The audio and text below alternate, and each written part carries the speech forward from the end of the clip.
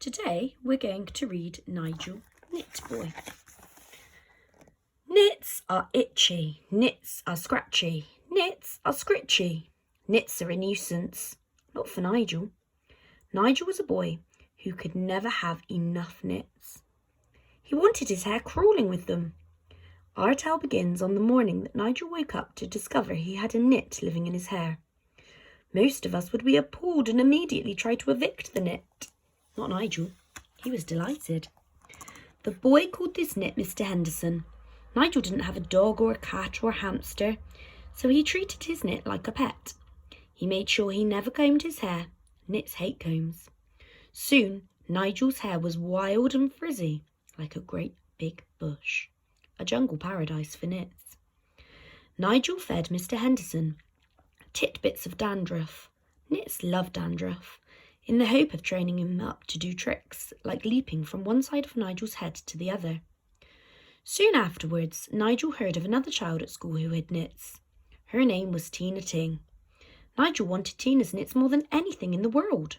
He wanted knits, knits, and more knits.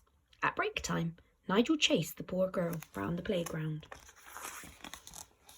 "What do you want?" cried Tina tearfully. "I am not playing it."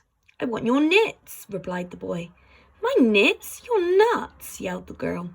"Yes, I am nuts for knits," said Nigel. The boy tripped over a skateboard and flew through the air towards her. Clonk!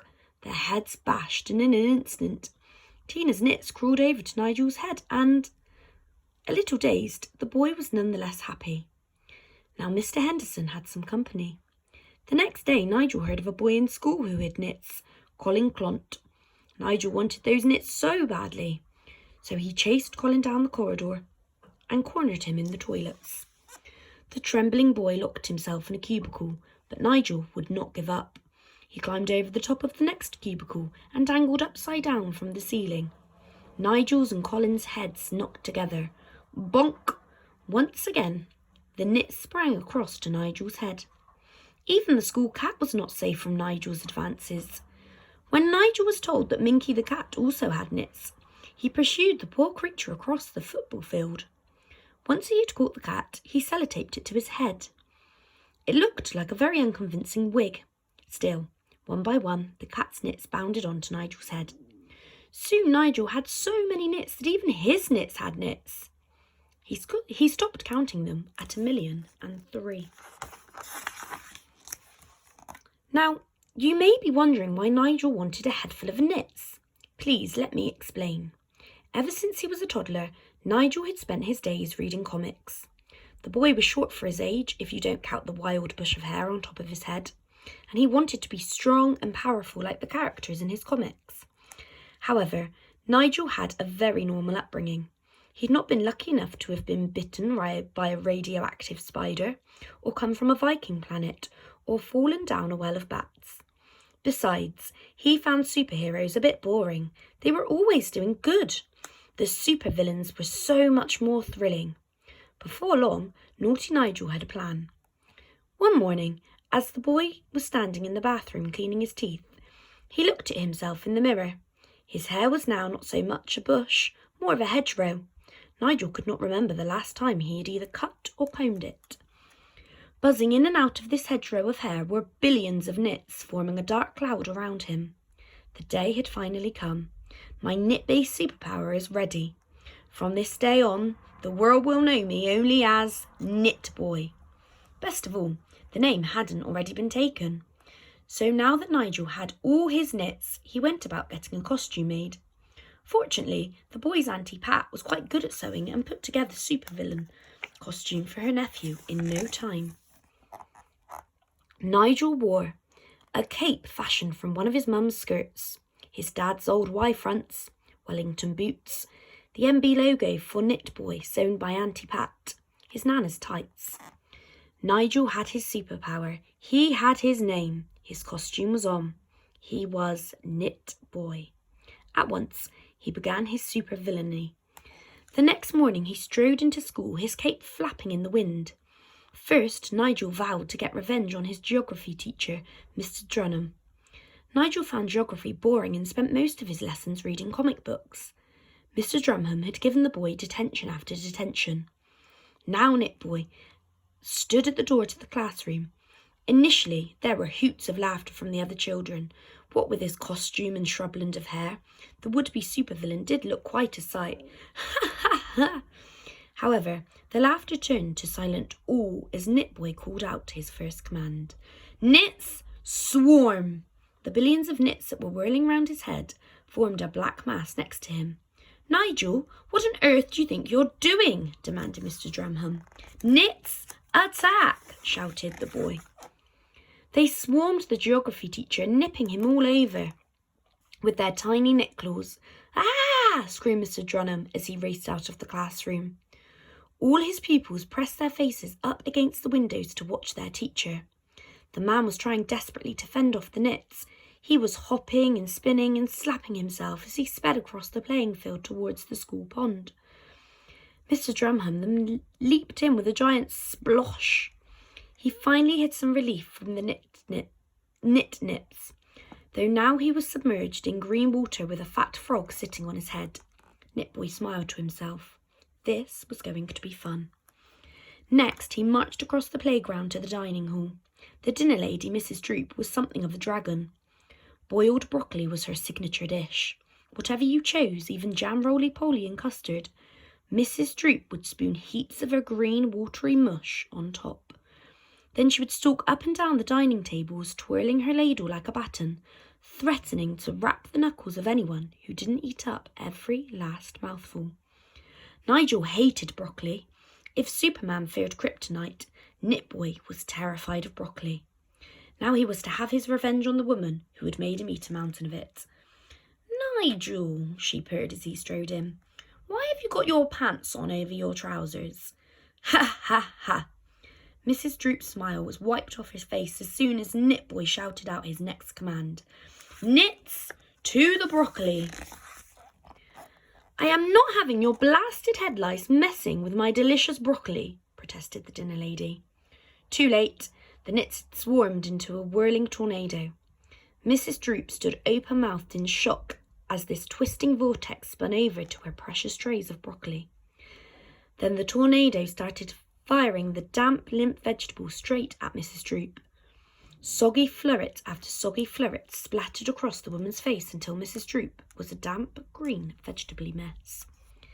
Now Knitboy was ready to have his revenge on his headmaster. The elderly Mr. Sourchops had suspended Nigel from school after his 10th detention for reading comic books in lessons. The headmaster was a small and timid man, so Knitboy thought he would frighten him. Nigel stood in the playground just below the window of the headmaster's office. He closed his eyes in concentration.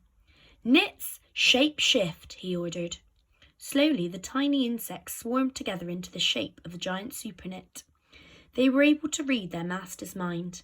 As the boy kept his eyes tightly shut, a look of intense concentration on his face, the giant knit shape surged upwards to the headmaster's window. It banged on the glass with its huge claw. Mr. Sourchops swiveled round in his chair and shrieked, No! The giant knit bashed its great head against the window, breaking the glass. Crack! Help! Screamed the headmaster as he dashed out of his office. Running into the playground, Mr. Sourchops spotted a wheelie bin. Checking behind himself all the time for the giant super knit, the little old man pushed the bin as hard as he could before leaping into it as it was speeding away.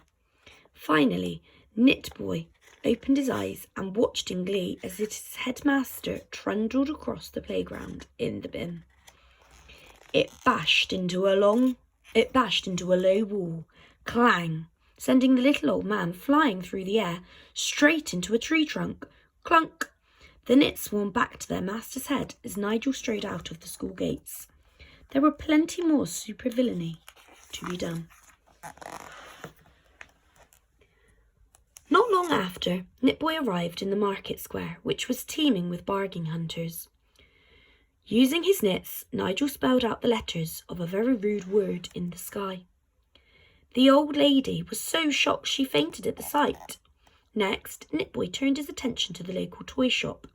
The supervillain ordered his knits to steal every single item in the store, including the till. The shop owner chased the boy down the street, but he was whacked over the head by the Nits with one of his own giant teddy bears. Yet there was still more chaos and destruction to come. Suddenly, lights flashed and a siren wailed. The police had been sent to stop Nigel from creating further mayhem. But Nitboy ordered his Nits to attack the police car, and they swarmed on to its windscreen. The glass became so thick with Nits that the policeman crashed straight into the window of an optician's. Smash! Nothing could stop Nitboy now. He felt invincible. Soon the whole world would kneel before him. All hail Nitboy! Later that night, Nigel had put on his pyjamas and was lying in bed. Even supervillains needed their sleep. The boy was dreaming up the next day's evil schemes. However, outside in the street stood a throng of townsfolk, armed and not with flaming torches and pitchforks, as is the tradition with angry mobs, but with an array of combs. Nitboy had to be robbed of his powers, and there was only one way to do that. They began to chant, "Comb his hair! Comb his hair!" The chant became louder and louder as the mob grew angrier and angrier. Nigel leaped from his bed and peeked out of his window. Looking down, he saw more and more people rushing out of their houses to join the horde. In a swirling whirl of nits, Nigel changed out of his pyjamas to become Nitboy. He marched outside and approached the mob. With his Wellington boots on and his cape, which was really one of his mum's old skirts, flapping in the wind, Nitboy felt ready to take on the world. His millions of nits had now multiplied into billions, or maybe even trillions. They buzzed round the boy's head, blacking out the scattering of stars in the night sky. It would be hard to give you an exact number because nits won't stay still, making counting them impossible. "There he is," shouted someone. "It's Nitboy! Get him!" The mob surged forwards, brandishing their combs. The old lady who had fainted in the market square was holding a large bottle of anti-nit shampoo called Nit Blitz. On the label it said, "The sworn enemy of the nit. This highly toxic and foul-smelling shampoo is poisonous to all known nits. It is guaranteed to kill nits until they are totally and utterly, completely dead." Unable to contain her anger a moment longer, the old lady hurled the bottle at Nigel. It bounced off his hair and hit her on the head, knocking her out cold. The boy still stood his ground. Once again he commanded his nits. "Nits, lift!" The nits swooped downwards to create a hoverboard under their master's feet. Then they lifted him off the ground with laughable ease. The crowd gasped in shock. This supervillain could actually fly. The boy zoomed through the night sky, performing an impressive over-hovering before loop. I've read it wrong. The boy zoomed through the night sky, performing an impressive loop-the-loop before hovering over the mob. There we are, that's better. "Now go back to your homes or you will feel the full force of Nitboy." The townsfolk began muttering to each other dejectedly. They knew they were beaten, yet still no one moved. "Disperse!" Nitboy ordered the crowd. But his nits must have thought he was talking to them. Nits are not known for their intelligence. As far as I know, no nit has performed brain surgery or been involved in rocket science. So the nits dispersed. Led by Mr. Henderson, they all buzzed off in different directions, disappearing into the sky. Nitboy looked down at the people below. He gulped as he began to plummet downwards. He tumbled through the air, desperately flapping his arms. "Help!"